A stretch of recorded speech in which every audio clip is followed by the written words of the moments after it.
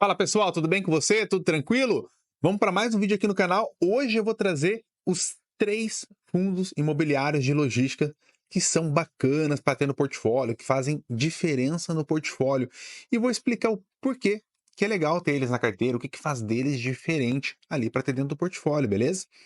Antes de mais nada, ia pedir para você deixar o seu joinha, se inscrever no canal e ativar o sininho também. Assim você vai estar sempre recebendo os vídeos aí na sua tela, beleza? Bora pro vídeo!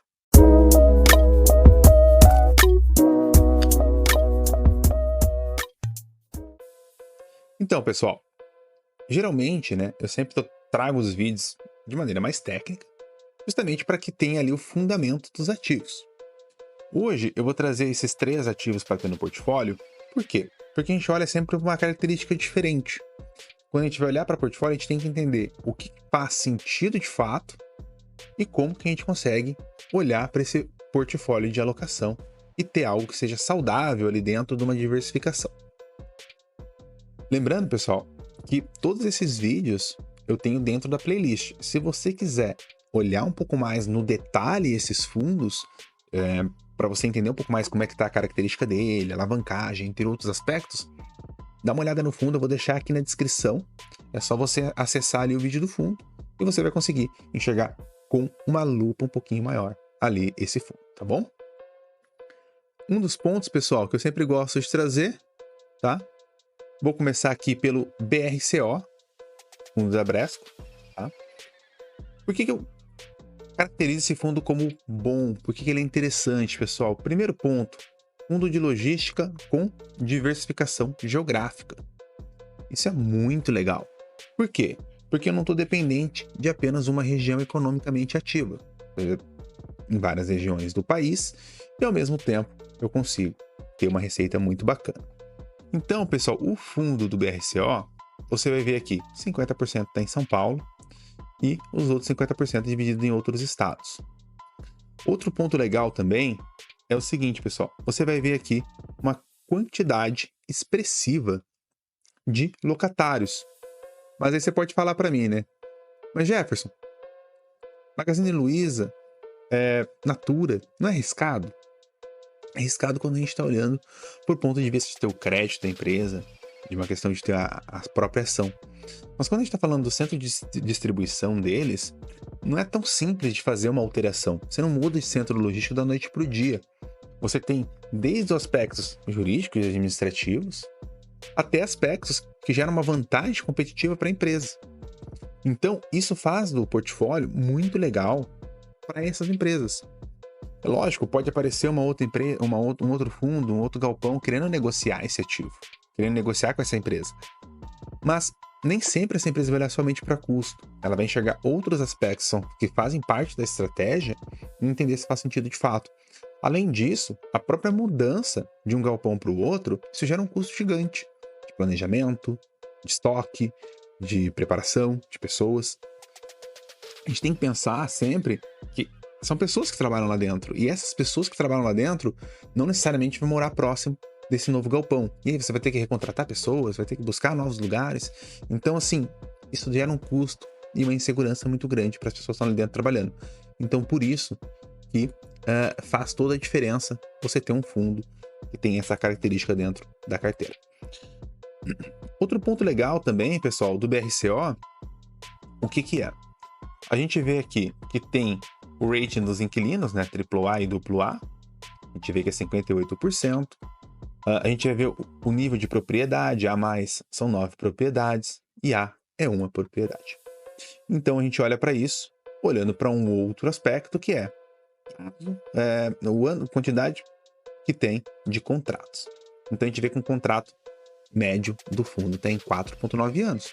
Isso faz um contrato longo, gerando maior segurança para que não tenha, no curto prazo, daqui 1 ano, daqui 2 anos, um ativo vencendo, um contrato vencendo e ter uma possibilidade de vacância, beleza? Outra característica legal também, pessoal, utilizei a informação aqui do Status Invest para a gente poder olhar, é o quê? Olha como é o portfólio do fundo, né? Em 2020, ele pagou ali em torno dos seus 6,30, mais ou menos 6,50 de dividendos. Em 2021, ele pagou em torno de 6,60. Em 2022, ele pagou R$ 8. Em 2023, ele pagou acima de R$ 10. Então, o que significa isso, pessoal? Dividendos crescentes. Isso é muito bom para quem está no fundo. Imagina se você comprou a cota e você recebia 6% de dividendo ao ano e agora você está recebendo 10% de dividendo ao ano. Então, você está ganhando mais. A gente pode trazer aqueles comparativos de CDI, entre outros aspectos, mas a gente faz a descorrelação da carteira e também a questão de diversificar, porque dessa forma, se o CDI vai voltar a 2%, você vai estar recebendo 10% ali de maneira tranquila, tá bom?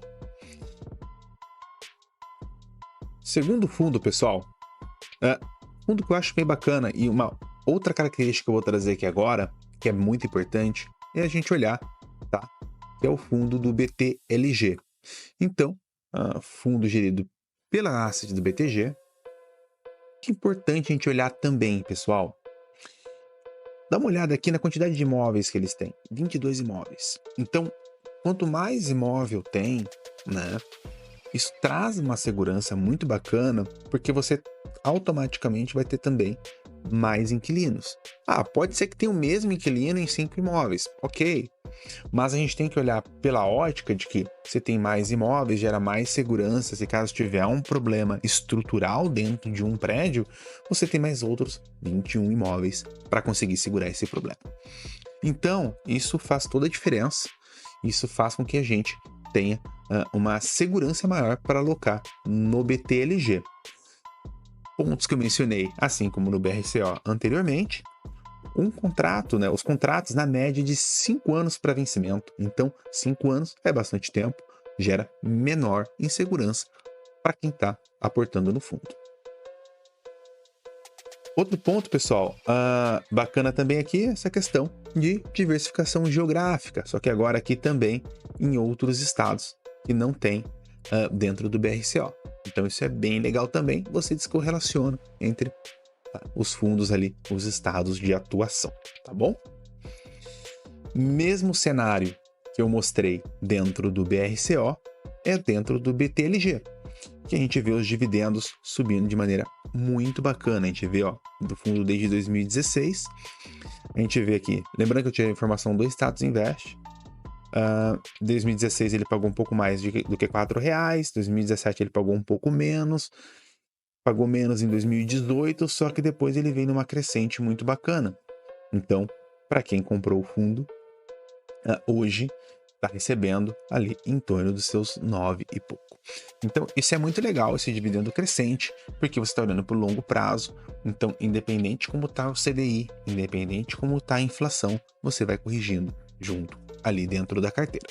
Isso é fundamental, isso é primordial para com que você consiga ter uma rentabilidade e uma segurança dentro do portfólio.